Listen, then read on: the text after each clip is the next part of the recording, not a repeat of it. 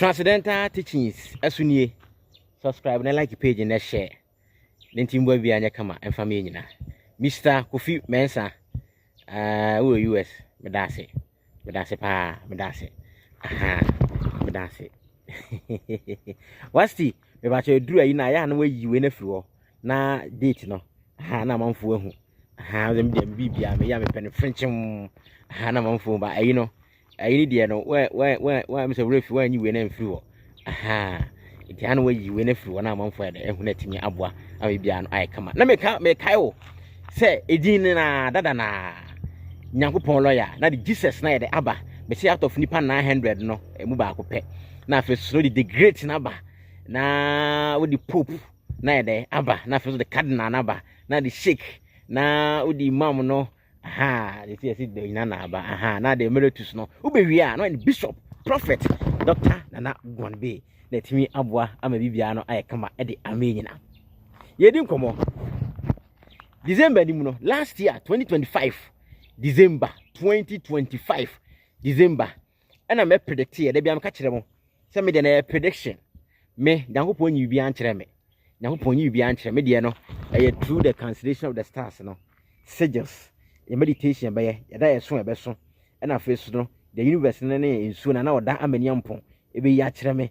na te anko e be ya kire me na bo achi be ya kire me no ma be ka ani ahonhom ni tumi ahodo a omodi me ye adwuma me dika aka cho se me ye kya me keke omodi me ye adwuma ma ba ka na etima bo bibia da ai kama e de amenyina me fa bia nkwose Yakopon aha mo omodi bi sese Yakopon ada no muso no bia twere wi agu ase ai wo ye video na ai na abo ba so fu didi wo ye so fu ntina wo mo nka no kre mo nka no me mo so fu di mo sa mutu da de se Yakopon na ai ebi ni bo ye ba ye na ai na we si na so akwan na we si mo di se Yakopon mo Nyankopon wetu twamka wo de ko chia ka Nyankopon na sebi ye wo Ashanti region yi obetu ni bi ato opim so kwa nka behu ana wo betu ni bi ato gamanche eso kwa nka behu na nipa mu ade na mo sore a wo de mu fanya nkwa Nyankopon ka so small boy na de Nyankopon ni ma ye fom ti de bi am ka kire mo ka o se ana ma na wo bo ayifu di wo ye de tina ka wo bodi wo ye de tina ka wo bodi kraman akoba bia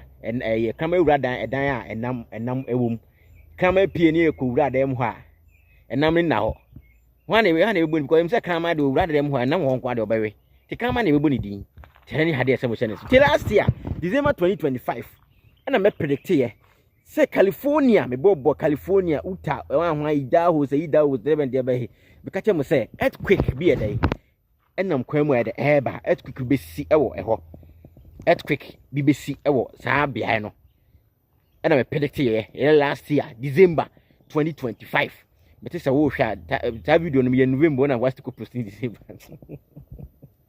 we say so wo video na aya hwa ase ho tina broni do nyansa pa broni ni nyansa pa tina bibia do betu bia no the date na dey ato as a WhatsApp no nkor but bibia na do date na dey ato e dey ama ti hwa ase mo se date ni dey ego say we so away e videos ni kwa videos no ko December yin ye no predictions na ye no ha say dem can say prophecy body bi tu mudi nya yitu Yakopon so no prophecy na body gu ase fire we jam ni gu ase no aso fo le be di sa because mo ade na mo ye nye yangu twa nto Yakopon so na me ka ye say media me ka say prediction media no so sia na sisi e ba mu na ka media ka minim nya sa ka me ka say prophecy Yakopon na ya kire me kabde na ngami ni mu nsi mam ke kan did was in the me ha me say me ka 100% mu 98% ana ebem ensi me ka na ha no mu 98 ni nyina ntimi mbem because me Yakopon me ka na kweda kirew ni nya bem kwa nka mu nka kromi nka mu nkwa ka kuma me kun no ona ba Yakopon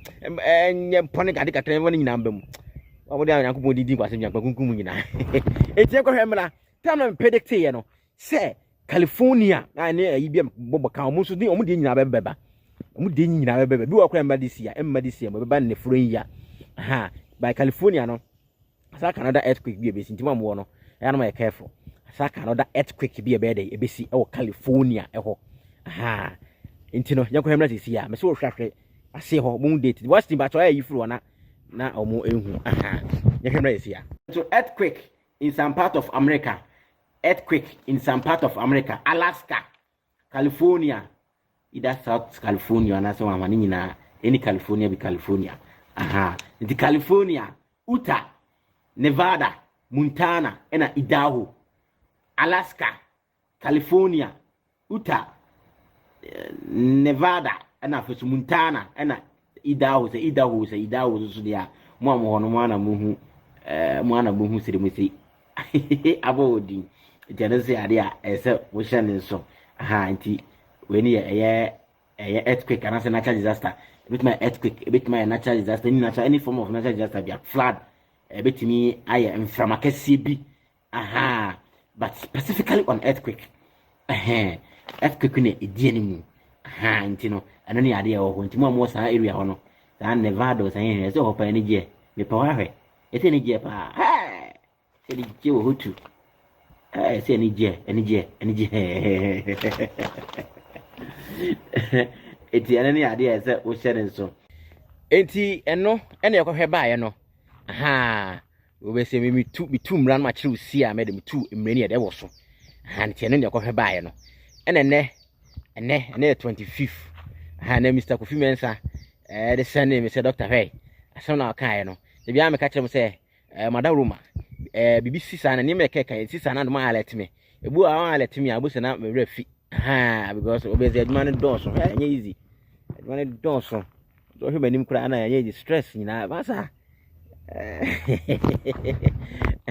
Ni pe nya ho meji enso so obezi de o afatu ho so no. Enti na de o hodo no. Enti ene ABC News ena Mr. Kofi Mensa de omayi ni send me. Adon mo kasafa California earthquake esiwa California eho.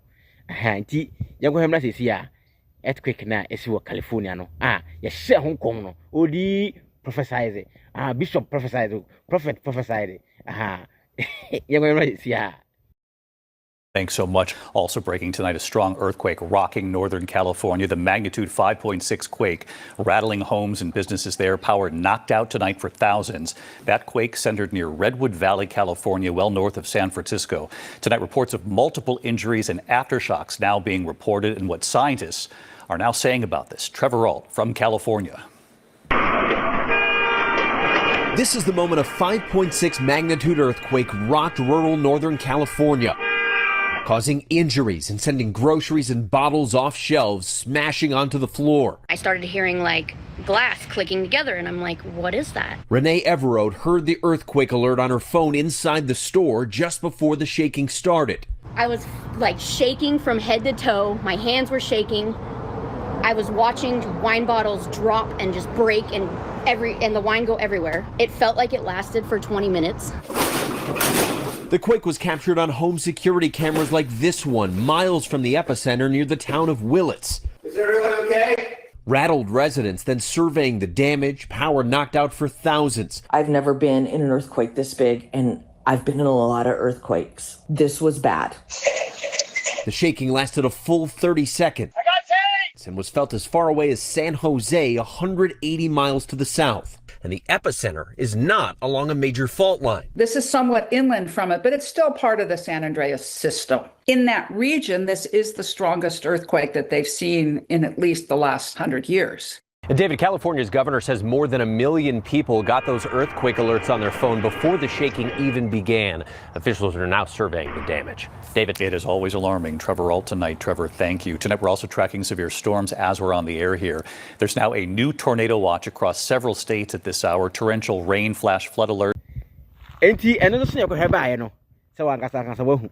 Ohwe no so ahu date no. Ene da ho no. Ohwe no so date no wa betum so akoy research. Na de bia na make say ka bibi na se wodi ho achinya. Otina phone ni kura wo no. Phone ni kura wo no so betum na akoy research. Say no 20 ye twa. Anase obi bu America betum abusa no. No so aka say AI. We no do. Bu AI ne ho nkorba no. Na wankasa no. Why you need to because also no sebi nyansa wo eda wutirim adwen da wutirim na so wogi ho achinya mu a eya na ye mo ya da bia na meka te wiase ne ye wono bia na adoma chede yakopon de ma no ye de no ye de no ayale sa wom ye de na katia cross ye jam ka say ye de no be say one in a bag one in a bag go say dio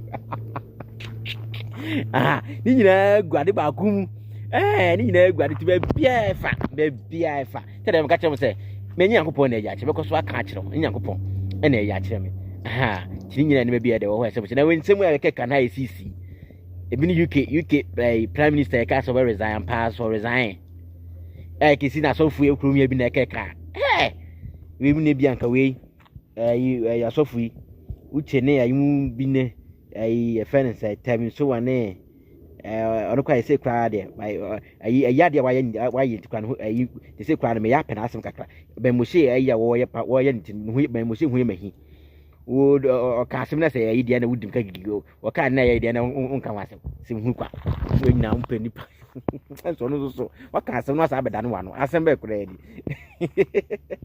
so any fire with jamo ene enya bi se na ka kamu kokuru mi ase kenanka for the obagina aso dem ho no tiska nko benya no nye easy tiri nyina ne be de wo ho ti de bia me ka to say high center ti mu a mu twa bet no me predictions am fan twa bet predictions no mu fan twa bet because America mu so ne UK ne other countries say mu was high ni bi ho we twa na be we ka be nko diska puduo because we can December mu he say na June 25th na esi can December so ho ebi no eti no unya ya unya disusu a na waponi bia ba se doctor je na akoya adoye bia da da kwa akoye na etimi aboa because ehu hia pa adoye na ehu hia enche na ba ye foforo be ho no nso to a na ho no timi nko di etwen na view be October November ho no ana September October November ho no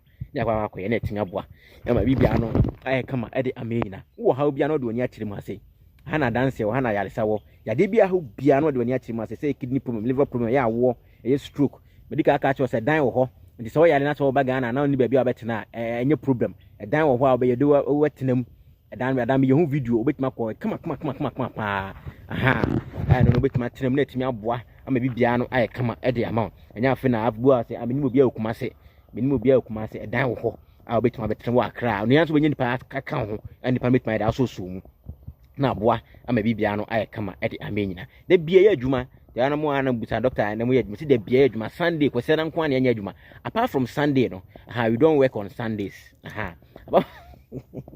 apart from Sunday no da bia no ya adwuma intene ne ya de se mo hyene nso madam Azara o UK uhie ne ma ne bia no contact no say seminar say oil so no say cream no rashes cream no say balm no spiritual items ni nya bi uhia bia no contact na etimi aboa ma bibia no kama ede ame tene ne ya de se wo hyene so na de bia me ka kire wo se wo na mo papa na do so ase no bone no se bia sa aso ne mo pa wa sa aso so se bitime de akabi meme woni mbire onua meme woni mbire obi ade for se wo ade a wo no wo kra no ene onyankopon aka kire wo se wo saka no ana se de ama wo no ma wo sanka ne ntimo wi ade nya kama no ahwe wo so ye didie basa ene afakubo basa no atwe ho afiri ho na wo didi a no asie bi se bia obenya baby wa do ti be de ebeto na timi aboa ama bibia no ayde kama wa wo kan se wo sofo be na gina so de ma aka sa asem wida no atwe sa comment dem hu na gu ase on zai we ya na aboba so food sofo be na agina so de ma ka jo se unya de bia me ye titin siwi a na me de ato amanfu na amanfu a